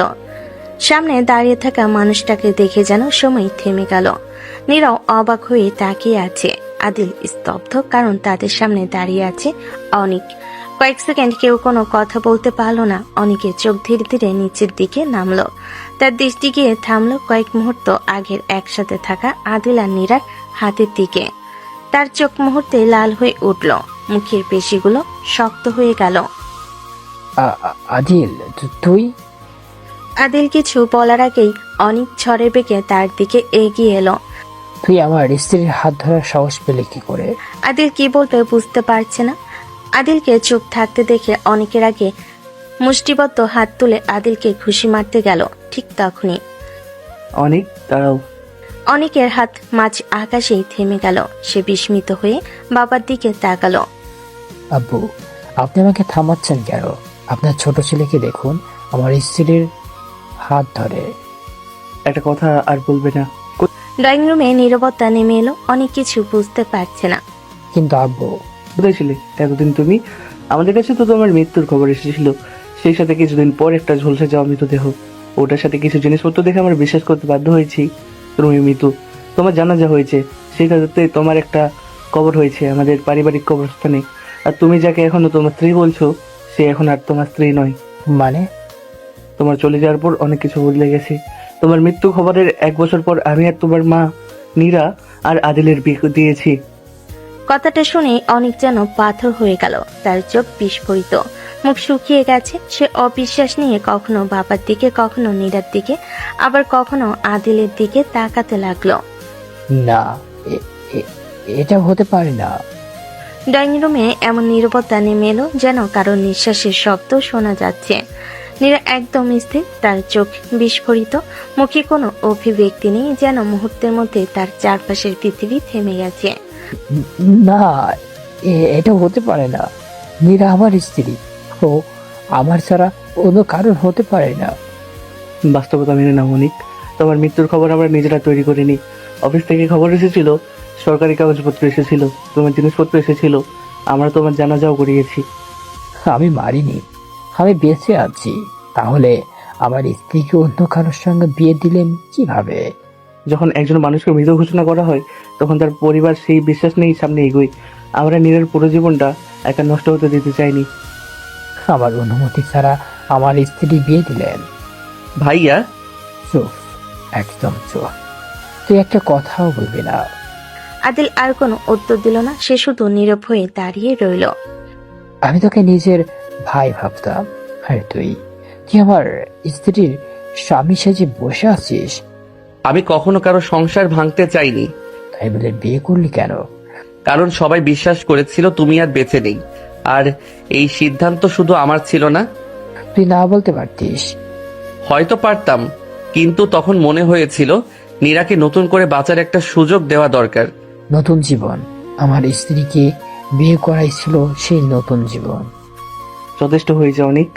অনেক বাবার দিকে তাকালো, তার চোখে ক্ষোভ, হতাশা আর অবিশ্বাস একসাথে জমে আছে। আজ বড় বড় কথা বলছো, বেঁচে যখন ছিলে এই 1.5 বছর কোনো খবর দাওনি কেন? আমি উত্তর দাও। ফোন করেছিলে, একটা চিঠি লিখেছিলে, একটা খবর পাঠিয়েছিলে। অনেক কোনো উত্তর দিতে পারলো না, তার মুখ ধীরে ধীরে নিচু হয়ে এলো। আর আজ হঠাৎ ফিরে এসে অধিকার চাইছো? আমাকে মিথ্যা মামলায় ফাঁসিয়ে দেওয়া হয়েছিল। আমি এতদিন জেলে ছিলাম, খবর নিবা কিভাবে? আর আমি যাই করি না কেন, নীরা আমার আইনের সমস্ত স্ত্রী ছিল। তার চেয়ে বড় কথা, প্রথম স্বামীর জীবিত অবস্থায় মেয়েদের দ্বিতীয় বিয়ে বৈধ হয় না। আদিলও নীরার বিয়ে এখনো বৈধ হয়নি। ভাইয়া, রাগ করাটা স্বাভাবিক, কিন্তু দয়া করে এখন উত্তেজিত হয়ে কোনো সিদ্ধান্ত নিও না। তুই আমাকে শেখাবি? ঘরের ভেতর বাতাস যেন আরো ভারী হয়ে উঠল। কেউ আরো কোনো কথা বলছে না, শুধু নীরা একই জায়গায় নিশ্চুপ দাঁড়িয়ে আছে, তার চোখ খোলা, কিন্তু সে কিছুই দেখছে না। চারপাশের প্রতিটি শব্দ তার কানে পৌঁছাচ্ছে, অথচ সে কোনো প্রতিক্রিয়া দেখাতে পারছে না। আদিল নীরার দিকে একবার তাকালো, তার বুকটা হু হু করে উঠল। এই মুহূর্তে সবচেয়ে বড় ধাক্কাটা নীরা পেয়েছে ঠিক তখনই। কথাগুলো যখন নীরাকে নিয়েই হচ্ছে, তাহলে ওকেই ডিসিশন নিতে দেওয়া হোক। নীরাই ঠিক করবে ও কার সাথে থাকবে। আমি 2 মায়ের মধ্যে কোনো ঝামেলা চাই না। আদিলের মায়ের কথা শুনে সবাই একসাথে নীরার দিকে তাকালো। সবাই যখন নীরার দিকে উত্তরের আশায় তাকিয়ে আছে, তখন নীরা সামনের একটা রুমে গিয়ে সজোরে দরজা আটকে দেয়। দরজার সাথে সাথে বন্ধ হয়ে যায় আদিলের মনে সব আশা। আদিল ভেবেছিল আজ নীরা তাকে বেছে নেবে, কিন্তু নীরা এভাবে কিছু না বলে চলে গেল। তাহলে কি সে এখনো নীরার মনে নিজের জন্য জায়গা তৈরি করতে পারেনি? দরজাটা বন্ধ হওয়ার শব্দে পুরো বাড়িটা যেন নিস্তব্ধ হয়ে গেল। ডাইনিং রুমে উপস্থিত কেউ আর কোনো কথা বলল না। প্রত্যেকেই বুঝতে পারছিল এই মুহূর্তে সবচেয়ে বড় যুদ্ধটা নীরার ভিতরেই চলছে। সেদিনটা কেটে গেল, তারপর রাত, তারপর আবার নতুন সকাল, কিন্তু পুরো একদিন পেরিয়ে গেলেও নীরা নিজের ঘরে দরজা খুলল না। সকাল থেকে বারবার দরজার সামনে গিয়ে দাঁড়িয়েছে আদিল, কিন্তু প্রতিবারই দরজা হাত তুলে আবার নামিয়ে নিয়েছে। তার মনে হচ্ছে নীরা যদি সত্যি অনেককে বেছে নেয়, তাহলে সে আর কোনোদিন নীরার সামনে দাঁড়াবে না। সে শুধু চায় নীরা যেন নিজের ইচ্ছায় সিদ্ধান্ত নেয়। আদিল, কিছু খেয়েছিস? আদিল মাথা নাড়ল। খিদে নেই আম্মু। আদিলের মা দীর্ঘশ্বাস ফেলেন। আদিলের বাবা আসিফ চৌধুরী ছেলের দিকে তাকিয়ে রইলেন। একদিনের মধ্যে যেন ছেলেটা অনেক শুকিয়ে গেছে, চোখের নিচে কালি পড়েছে, মুখে সে চিরচেনা হাসিটাও নেই। তাদের ভুলে আজ তাদের হাসি খুশি ছেলেটার আজ এই অবস্থা। তারা যদি আদিল আর নীরার বিয়ে না দিত তাহলে আজ এই দিন দেখতে হতো না। তারাই বা কি করত? নিজেদের ছেলে মারা গিয়েছে বলে একটা মেয়ের জীবন এইভাবে শেষ হয়ে যেতে দিত? নিজের রুমে এসে বসে আছে, হাতে তার আর নীরার বিয়ের ছবির ওপর হাত বুলিয়ে দিতে দিতে বলল, হয়তো এটাই ছিল আমার ভাগ্য। আল্লাহ আমাকে ওকে ভালোবাসার সুযোগ দিয়েছিলেন, কিন্তু পাওয়ার ভাগ্য দেননি। তাও আমি খুশি, 6 মাসের জন্য তো তোমাকে কাছে পেয়েছি। তুমি যদি ভাইয়ার সাথে খুশি থাকো, আমি একটা অভিযোগও করব না। তার চোখ ভিজে উঠল। সে ধীরে ধীরে আলমারি খুললে নীরার জন্য কেনা ছোট ছোট উপহারগুলো বের করলো। একটা সাদা চুড়ি আর লাল পাথরের সাদা শাড়ি এই কিনে রেখেছিল। যেদিন নীরা ওকে ভালোবেসে গ্রহণ করবে সেদিন পড়তে বলবে। আর সেই সাথে তার শুকিয়ে যাওয়া সাদা ফুলটা, যেটা ও একদিন বাগানে নীরার হাতে দিয়েছিল। সবগুলো হাতে নিয়ে এসে মৃদু হেসে বলল, তোমাকে দেওয়ার সুযোগও হয়তো আর হবে না। এগুলো তোমার স্মৃতি হয়ে আমার সাথে থাকবে সারা জীবন। অন্যদিকে ড্রয়িং রুমে বসে আছে অনেক, তার মুখে আত্মবিশ্বাসী হাসি। সে মনে মনে ধরে নিয়েছে নীরা নিশ্চয়ই আমার কাছে ফিরে আসবে। ও তো একসময় আমার স্ত্রী ছিল, এত অপমান করতো, তাও তো আমার পায়ের কাছে বসে থাকতো। এখন যতই অভিমান থাকুক, শেষ পর্যন্ত আমার কাছে আসবে। অনেকের মুখে অনুতাপের কোনো ছাপ নেই, বরং তার চোখে মুখে ফুটে উঠেছে নিজের হারানো অধিকার ফিরে পাওয়ার এক ধরনের আত্মবিশ্বাস। কিন্তু সত্যিটা সম্পূর্ণ ভিন্ন। সে নীরাকে ভালোবেসে বা তাকে ফিরে পাওয়ার আশাই আসেনি। তার ফিরে আসার পেছনে লুকিয়ে আছে এক স্বার্থপর পরিকল্পনা। আসল ঘটনা হলো, নীরাকে বিয়ে করার আগে অনেকের সঙ্গে ইলা নামের একটি মেয়ের প্রেমের সম্পর্ক ছিল। কিন্তু অনেকের বাবা আসিফ চৌধুরী স্পষ্ট জানিয়ে দিয়েছিলেন নীরাকে বিয়ে না করলে তিনি ছেলেকে কোনো সম্পত্তি দেবেন না। সেই সম্পত্তির লোভেই অনেক নীরাকে বিয়ে করে। তবে বিয়ের পর সে কোনোদিন নীরাকে স্ত্রীর প্রাপ্য সম্মান, ভালোবাসা বা অধিকার দেয়নি। কয়েক মাস পর সুযোগ বুঝে সে ইলাকে নিয়ে বিদেশে চলে যায় এবং সেখানে বিয়ে করে নতুন সংসার শুরু করে। এরপর নিজের পরিকল্পনাকে সফল করতে 2 বছর পর সে নিজের মৃত্যুর ভুয়া খবর ছড়িয়ে দেয়। তার ধারণা ছিল তার মৃত্যুর খবর শুনে বাবা মা একসময় নীরার আবার বিয়ে দিয়ে দেবেন। তারপর অনেক বছর পর সে দেশে ফিরে এসে নানা মন করা গল্প শুনিয়ে বাবা মাকে বিশ্বাস করিয়ে নেবে। এতে একদিকে যেমন বাবার সম্পত্তিও তার হাতছাড়া হবে না, অন্যদিকে নীরা নামের দায় থেকেও সে মুক্তি পাবে। কিন্তু জীবনে হিসেব সবসময় মানুষের পরিকল্পনা মেনে চলে না। অনেকের সাজানো পুরো পরিকল্পনায় ভেঙে পড়ে, যার জন্য সে সবকিছু বিসর্জন দিয়েছিল। সেই দ্বিতীয় স্ত্রী ইলা একদিন তার সমস্ত টাকা পয়সা ও মূল্যবান জিনিসপত্র নিয়ে নিজের প্রেমিকের সঙ্গে পালিয়ে যায়। সেদিনই মনে মনে অন্য চোখ কষে ফেলে অনেক। ইলা আমাকে ঠকিয়েছে, সব টাকা সব গহনা নিয়ে প্রেমিকার সঙ্গে পালিয়েছে। কিন্তু আমার জীবন এখানে শেষ নয়। এখন আমার হাতে একটা বড় সুযোগ আছে। নীরা তার বাবা মায়ের একমাত্র মেয়ে। ওদের মৃত্যুর পর সব সম্পত্তির মালিক এখন নীরাই। যদি আবার নীরাকে নিজের জীবনে ফিরিয়ে আনতে পারে, তাহলে সে সম্পত্তির উপর আমার অধিকার তৈরি হবে।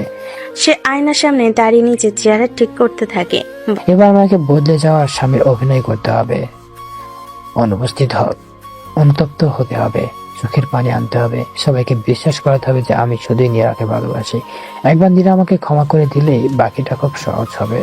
বর্তমান দুপুর গড়িয়ে বিকেল। আদিলের মা খাবারের ট্রে নিয়ে নীরার দরজার সামনে এলেন। আস্তে করে দরজা নক করলেন। মা, একটু দরজা খোলো। কোনো উত্তর নেই। সারাদিন কিচ্ছু খাওনি, অন্তত একটু পানি খাও। তবু কোনো ভেতর থেকে শব্দ এলো না। তার চোখ ভিজে উঠল। দূরে দাঁড়িয়ে সব দেখছিল আদিল। সে ধীরে ধীরে এগিয়ে এলো, মায়ের হাত থেকে ট্রেটা নিয়ে দরজার সামনে মেঝেতে রেখে দিল। তারপর দরজার দিকে তাকিয়ে খুব শান্ত গলায় বলল, নীরা, কয়েক সেকেন্ড নীরবতা। তোমার উপর অনেক বড় চাপ পড়েছে। তুমি যেই সিদ্ধান্ত নাও না কেন, আমি সেটা মেনে নেব। বিশ্বাস করো, আমি একটু অভিযোগ করব না তোমার কাছে। শুধু নিজের যত্ন নিও, খাবারটা খেয়ে নিও। তোমার যদি আমার সাথে কথা বলতে ইচ্ছে না করে বলো না, তবু আমি চাই না তুমি নিজেকে কষ্ট দাও। আর কোনো কথা না বলে আদিল ধীরে ধীরে সেখান থেকে চলে গেল। দরজার ওপাশে মেঝেতে বসেছিল নীরা। তার চোখ দুটো ফুলে গেছে। সারা রাত সারাদিন সে শুধু কেঁদেছে। আদিলের প্রতিটি কথা তার কানে পৌঁছেছে। দরজার ওপাশে চলে যাওয়া পায়ের শব্দ শুনে নীরা চোখ বন্ধ করলো। তার বুকের ভেতরটা আরো ভারী হয়ে উঠল। সে আস্তে করে ফিসফিস করে বলল, আমাকে আর একটু সময় দাও, আমি সবকিছু ঠিক করে দিব। কিন্তু এই কথাটা দরজার ওপাশে থাকা কেউ আর শুনতে পেল না। সন্ধ্যা নেমে এসেছে, পুরো বাড়িটা অদ্ভুত এক নীরবতায় ডুবে আছে। ঠিক তখনই বাইরে কলিং বেল বেজে উঠল। কুরিয়ার আছে নীরা চৌধুরী নামে। আদিল দরজা খুলে পার্সেলটা রিসিভ করলো। পার্সেলের উপর বড় বড় অক্ষরে লেখা নীরা চৌধুরী। আদিল কিছু না বলে পার্সেলটা হাতে নিয়ে ড্রয়িং রুমে এলো। সেখানে বসেছিল অনিক, আসিফ চৌধুরী আর আদিলের মা। ঠিক তখনই নীরা নিচের ঘরে দরজা খুলে ধীরে ধীরে বাইরে বেরিয়ে এলো। একদিন পর তাকে ঘরে বাইরে দেখে সবাই চমকে উঠল। তার চোখ দুটো কান্নায় ফুলে আছে, কিন্তু মুখে এক অদ্ভুত দৃঢ়তা। নীরা শান্ত গলায় বলল, পার্সেলটা আমাকে দাও।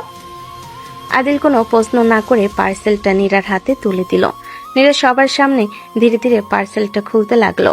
কাগজ বের হতেই বড় বড় অক্ষরে লেখা দেখা গেল ডিভোর্স পেপার।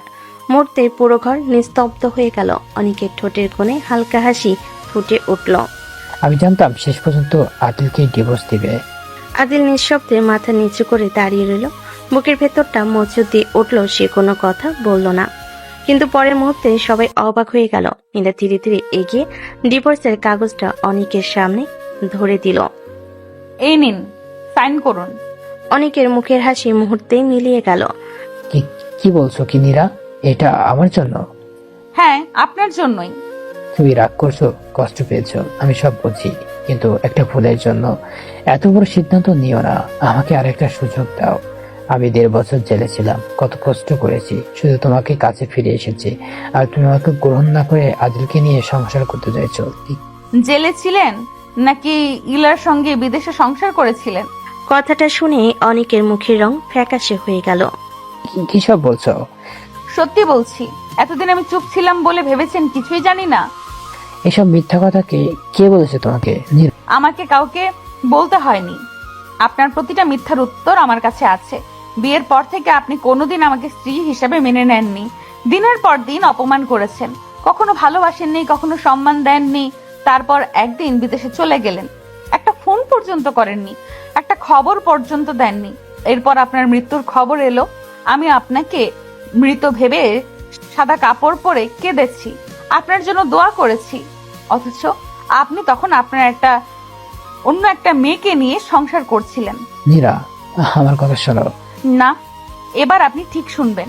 যে মানুষটা আমাকে জীবিত অবস্থায় বিধবা বানিয়েছিল, আজ তার আমার উপর কোনো অধিকার নেই। সমাজ কি বলবে? স্বামী বেঁচে থাকতে তুমি দেবরকে বিয়ে করেছো, মানুষ তোমার চরিত্র নিয়ে কথা বলবে। সমাজের কথা আজ আপনার মনে পড়ছে? যেদিন নিজের স্ত্রীকে ফেলে অন্য একজনকে নিয়ে বিদেশে গেছিলেন, সেদিন সমাজ কোথায় ছিল? যেদিন নিজের মৃত্যুর নাটক সাজিয়ে আমাকে সারা জীবনের জন্য বিধবা বানিয়ে দিয়েছিলেন, সেদিন চরিত্রের কথা মনে ছিল? আজ আমাকে চরিত্র শেখাতে আসবেন না। আমি বদলে গেছি, আমি সত্যি তোমাকে ভালোবাসি। তুমি ভালোবাসেন না, আপনি ভালোবাসেন নীরার সম্পত্তিকে। অনেক স্তব্ধ হয়ে গেল। যে ইলা আপনার সব টাকা নিয়ে পালিয়ে গেছে, তারপরেই হঠাৎ আমার কথা মনে পড়েছে। আপনি ভেবেছেন আমি আমার বাবা মায়ের একমাত্র মেয়ে, সব সম্পত্তি এখন আমার নামে, আমাকে আবার বিয়ে করলে সেই সম্পত্তিও আপনার হবে। আমি ভুল বলছি? অনেকের মুখ দিয়ে আর কোনো শব্দ বের হলো না। আসিফ চৌধুরী অবিশ্বাসের চোখে নিজের বড় ছেলের দিকে তাকিয়ে রইলেন। আদিলের মা নিজের মুখে হাত চাপা দিয়ে কাঁদতে লাগলেন। আজ আমি আপনাকে মুক্তি দিচ্ছি না, নিজেকে মুক্ত করছি। যে সম্পর্ক অনেক আগেই মৃত হয়ে গেছে, আর শুধু কাগজে কলমে তার শেষটা চাই। নিন, সাইন করুন। আমার সাথে এমন করতে পারো না। আমি এটার শেষ দেখে ছাড়বো। আমি কোর্টে যাব, কোনোভাবে আমি তোমাকে ডিভোর্স দিব না। নীরা শান্তভাবে উত্তর দিল, আমিও আপনার নামে মামলা করব, প্রতারণা মামলা। আপনি এত বছর আমাকে ঠকিয়েছেন, তার জন্য আমি আপনাকে কোনো শাস্তি দিব না, সেটা আপনি ভাবলেন কিভাবে? নীরা শেষ কথাটা শুনে পুরো ঘর নিস্তব্ধ হয়ে গেল। অনেকের আগে থরথর করে কাঁপছে, চোখ দুটো লাল হয়ে উঠেছে। ঠিক আছে, তোমরা সবাই মিলে আমাকে অপরাধী বানালে, কিন্তু মনে রেখো আমি এত সহজে হার মানবো না। আদালতে দেখা হবে। কথাটা বলেই অনেক টেবিলের উপর রাখা ফুলদানিটা ছুঁড়ে ফেলে দিল। কাঁচ ভেঙে টুকরো টুকরো হয়ে মেঝেতে ছড়িয়ে পড়ল। চুপ, আর একটা কথা বলবি না। আজ থেকে তুই আমার ছেলে নস। যে ছেলে নিজের স্ত্রীকে বোঝাটোটা করে বাবা মায়ের বিশ্বাস ভেঙে নিজের মৃত্যুর নাটক সাজাই, তাকে আমি ছেলে বলতে লজ্জা পাই। বাবা, আমাকে বাবা বলে ডাকবি না, বের হয়ে যা এই মুহূর্তে আমার বাড়ি থেকে, বের হয়ে যা। তোর জন্য একটা নিষ্পাপ মেয়ের জীবন নষ্ট হয়েছে। আমরা ভেবেছিলাম তুই বদলে গেছিস, কিন্তু তুই আগের চেয়েও ভয়ঙ্কর হয়ে গেছিস। অনেক দাঁতে দাঁত চেপে চারিদিকে তাকালো। ঠিক আছে, যাচ্ছি, কিন্তু এই অপমানের বদলা আমি নিব। প্রচন্ড রাগে দরজাটা সজোরে খুলে অনেক বাড়ি থেকে বেরিয়ে গেল। দরজাটা বন্ধ হওয়ার শব্দে পুরো বাড়ি আবার নিস্তব্ধ হয়ে গেল। কেউ কোনো কথা বলতে পারল না। তারপর আসিফ চৌধুরী ধীরে ধীরে নীরার সামনে এসে দাঁড়ালেন। চোখ দুটো অশ্রুতে ভিজে গেছে। আর না মা, আমাদের ক্ষমা করে দাও। আমাদের ভুল সিদ্ধান্তের জন্য তোমাকে এত কষ্ট পেতে হয়েছে। আমরা ভেবেছিলাম তোমার ভালো হবে, কিন্তু অজান্তেই তোমার জীবনকে আর কঠিন করে দিয়েছি। দিলের মা এগিয়ে এসে নীরার হাত ধরে ফেলেন। পারলে এই বুড়ি মাকে ক্ষমা করে দিও। তুমি শুধু আমাদের ছেলের স্ত্রী নও, তুমি আমাদের মেয়েও। নীরা চোখের পানি মুছে দুজনের হাত শক্ত করে ধরল। আপনারা আমার কাছে কোনো অপরাধ করেননি, সব দোষ একজন মানুষের। আপনারা আমাকে সব সময় নিজের মেয়ের মতো আগলে রেখেছেন, তাই দয়া করে আর নিজেকে দোষ দিবেন না। কথাটা শুনে আসিফ চৌধুরী ও তার স্ত্রী আবেগে নীরাকে বুকে জড়িয়ে ধরলেন। বহুদিন পর সেই বাড়িতে স্বস্তির একটুখানি নিঃশ্বাস ফিরে এলো। কিছুক্ষণ পরে নীরা ধীরে ধীরে আদিলের দিকে এগিয়ে গেল। আদিল তখনও নিশ্চুপ দাঁড়িয়ে আছে, যেন সবকিছুই স্বপ্ন। একটা কথা জিজ্ঞেস করব? হ্যাঁ বলো। এই ডিভোর্সের ঝামেলা আইনি ভাবে শেষ হয়ে গেলে তুমি কি আমাকে আবার বিয়ে করবে? আদিল বিস্ময়ে নীরার দিকে তাকিয়ে রইল, যেন নিজের কানকে বিশ্বাস করতে পারছে না। আগের বিয়েটা অনেক জটিল পরিস্থিতিতে হয়েছিল। এবার আমি চাই সব আইনগত ও পারিবারিক বাধা শেষ হওয়ার পর সবার দোয়া নিতে, নিজের ইচ্ছায় তোমার হাতটা ধরতে। আদিলের চোখ ভিজে উঠল, মুখে অনেকদিন পর সেই চেনা হাসিটা ফিরে এলো। তুমি যদি সত্যি আমাকে তোমার জীবন সঙ্গী হিসেবে চাও, তাহলে আমি জীবনের শেষ দিন পর্যন্ত তোমার পাশে থাকবো। নীরা লাজুক হেসে মাথা নিচু করলো। চারিদিকে উপস্থিত সবার চোখে তখন আনন্দের অশ্রু। বহু ঝড়ের পর অবশেষে তাদের জীবনে নতুন ভোরের আলো জেগে উঠল। অনেক ঝড়ঝাপটার পর অবশেষে সব আইনি জটিলতার অবসান হয়েছে।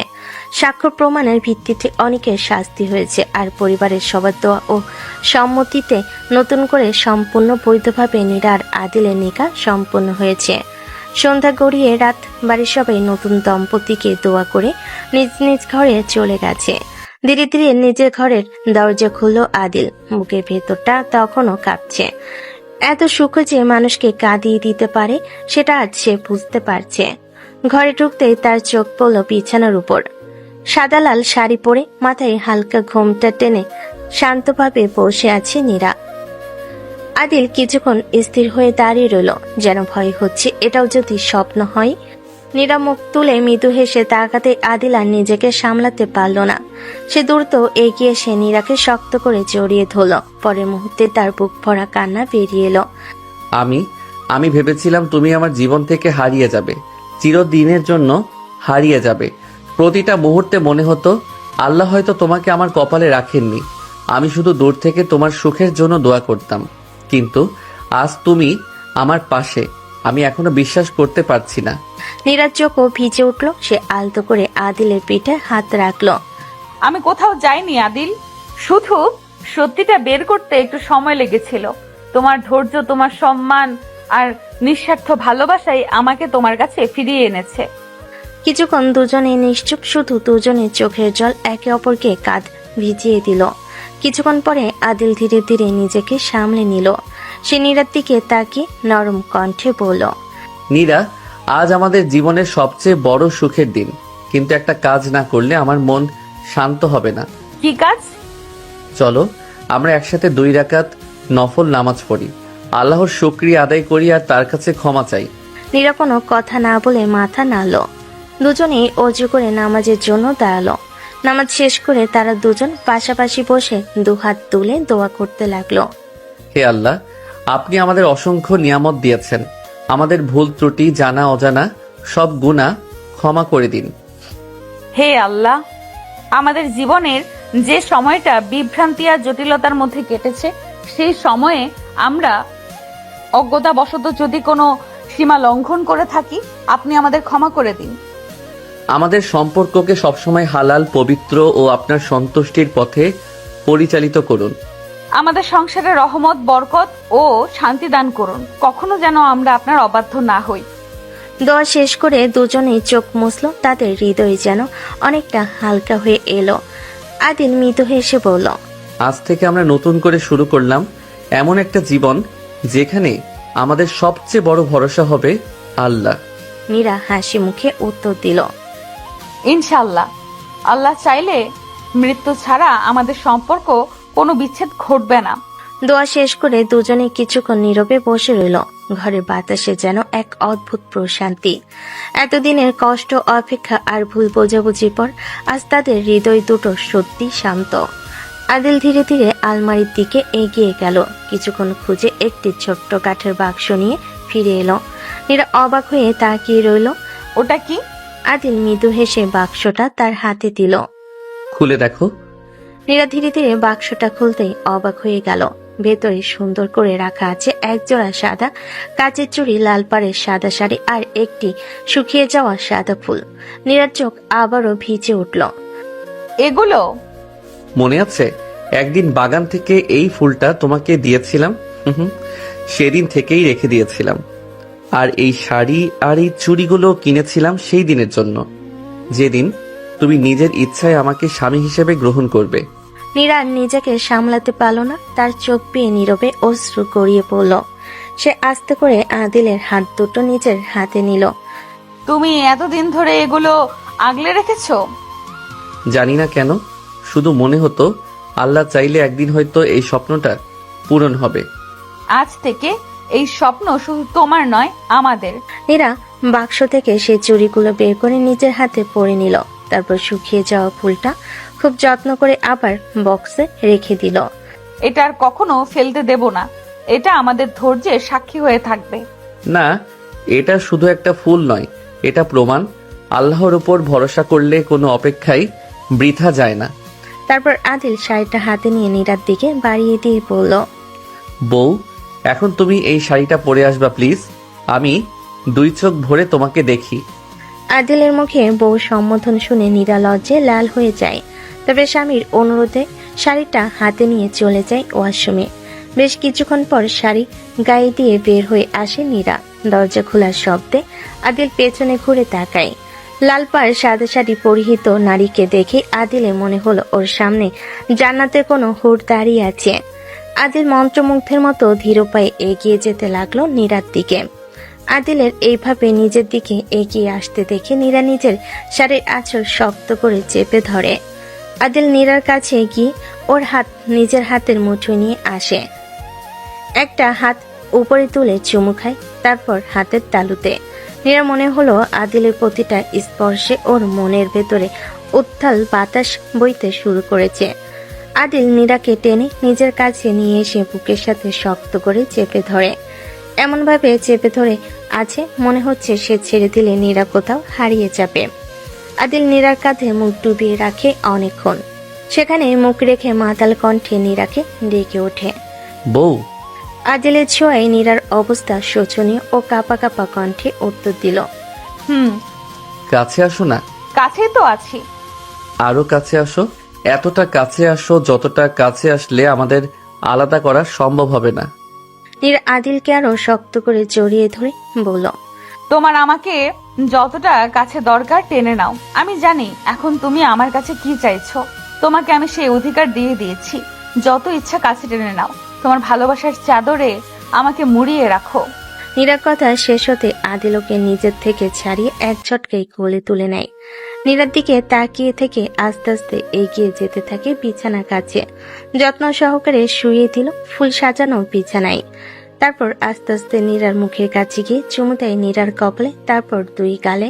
তারপর দুজন ওষ্ঠ মিলিত হয় একে অপরের ওষ্ঠের সাথে। ঠিক কতক্ষণ তারা একে অপরের ওষ্ঠের স্বাদ গ্রহণ করতে ব্যস্ত ছিল বলতে পারবে না। আদিল নীরার কানে ফিস ফিস করে বলল, জান, তোমার আরো গভীরভাবে ছুঁই। নীরা কোনো উত্তর দিল না। লজ্জায় লাল হয়ে যাওয়া মুখটা অন্যদিকে ঘুরিয়ে দেয়। মুখে না বলেও আদিল বুঝতে পারে নীরার উত্তর কি। নীরা এই নীরব সম্মতিতে আদিল আরো এক ধাপ এগিয়ে নিয়ে যায় কার্যক্রম। কাপা হাতে নীরা বুকের উপর থেকে শাড়ির আঁচল সরিয়ে দেয়, মুখ ডুবিয়ে দেয় নীরার গলায়। চুমুর সাথে ছোট ছোট বাইট দিতে শুরু করে। নীরা আবেশে ওর চোখ বন্ধ করে নেয়। শক্ত হাতে চেপে ধরে আদিলের টি শার্ট। কিছু সময় ওইভাবে পার হওয়ার পর আদিল কিছু একটা ভেবে নীরাকে ছেড়ে উঠে দাঁড়ায়। নীরা চোখ মেলে অবাক হয়ে তাকিয়ে থাকে আদিলের দিকে। আদিল নীরার চোখের দিকে তাকিয়ে মুচকি হেসে একটানে ওর গা থেকে টি শার্ট খুলে দূরে ছুঁড়ে মারে। তারপর নীলার গা থেকে খুলে নেয় শাড়ির বাকি অংশ। তারপর শুরু হয় ওদের মাঝে ভালোবাসার তীব্র স্রোত ঢেউ। দুজন আজ ভেঙে দেয় ওদের মাঝে তৈরি হওয়া সকল দূরত্বের দেওয়াল। আদিলের ভালোবাসার ছোঁয়া যত তীব্র, নীরা দুহাতে নখ তত গভীরে টেপে যেতে থাকে আদিলের পিঠে। ওদের সেই দিকে কোনো খেয়াল নেই। সে ভালোবাসা ছাড়া বাকি সব অনুভূতি কিছু সময়ের জন্য হারিয়ে ফেলেছে বলে মনে হয়। জ্যোৎস্নার আলো জানালার কাছ বেয়ে এসে পড়ছে ওই দুই মানবীর ওপর। চাঁদকে দেখে মনে হচ্ছে আজ সেও লজ্জা পাচ্ছে এই দুই মানবীর ভালোবাসা আদান প্রদান দেখে। ভোরের প্রথম আলো জানালার ফাঁক দিয়ে ঘরের ভেতর এসে পড়েছে। বাইরে পাখিদের কিচিমিচি দূরে মসজিদ থেকে ভেসে আসছে ফজরের নামাজ শেষে মানুষের কণ্ঠস্বর। নতুন দিনের শান্ত আলোয় যেন নতুন জীবন শুরু হয়েছে তাদের।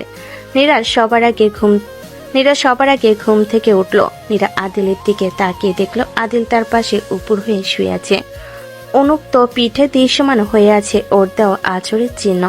সাথে সাথে মনে পড়ে গেল গতকাল রাতে ঝড় ঝাপটার কথা। তখন তার ঠোঁটে অজান্তে এক টুকরো হাসি ফুটে উঠল। নিচে পড়ে থাকা শাড়িটা উঠিয়ে কোনো রকমে গায়ে পেঁচিয়ে ধীরে ধীরে ওয়াশরুমে চলে গেল। সাহস শেষে খেয়াল হলো ও তো কোনো কাপড় নিয়ে আসেনি। ওয়াশরুম থেকে আসার সময় কতক্ষণ চিন্তা করতে থাকলো তার কি করা উচিত। তারপর মনে পড়লো সে তো ওয়াশরুমে আসার আগে দেখে এসেছে আদিল ঘুমিয়ে আছে। এখন আর নিশ্চয়ই ঘুমিয়ে আছে।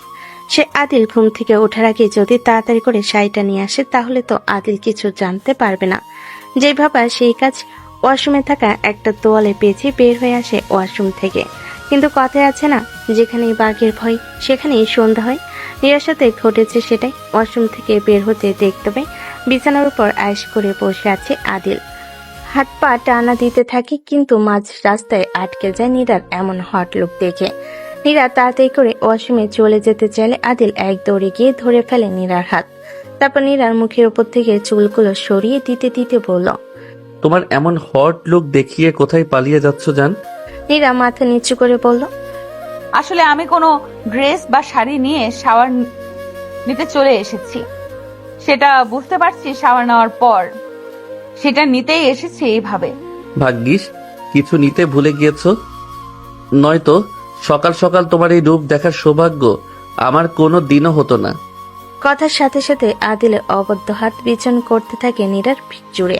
নীরা কাপা কণ্ঠে আদিলকে বলল, আদিল, আমি মাত্র শাওয়ার নিয়ে এসেছি। তো কি হয়েছে, আবার সোয়াব নিবা? বিবাহিত কাপলদের দিনে 3-4 বার শাওয়ার না নিলে লোকে খারাপ বলবে। নীরা আদিলের সাথে কথায় পারল না, নিজেকে আবার বিলীন করে দিল আদিলের মাঝে।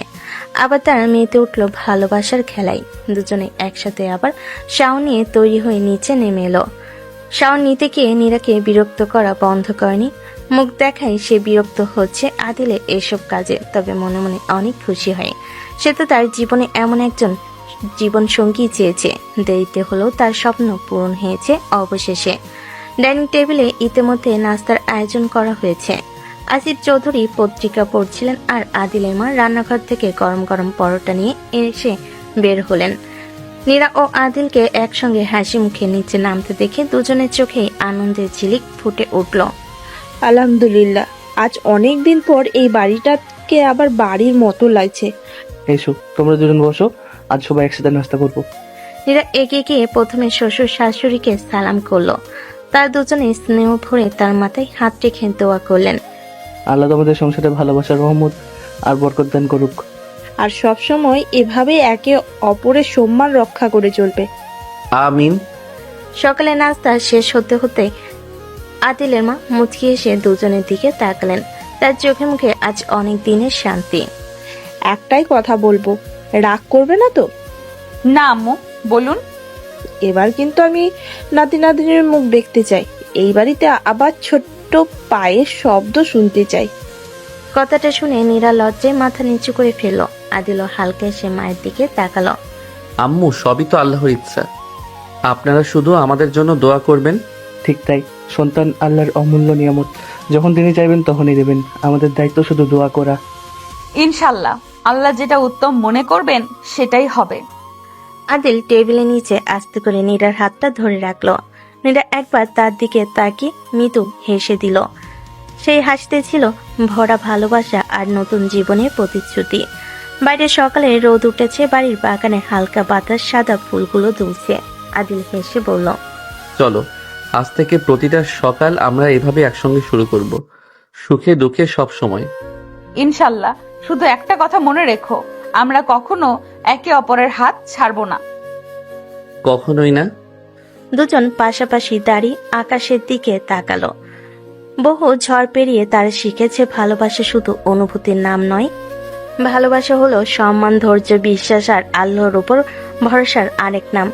এভাবেই নতুন স্বপ্ন, নতুন আশা আর পরিবারের ভালোবাসা নিয়ে শুরু হলো আদিল ও নীরার নতুন জীবন।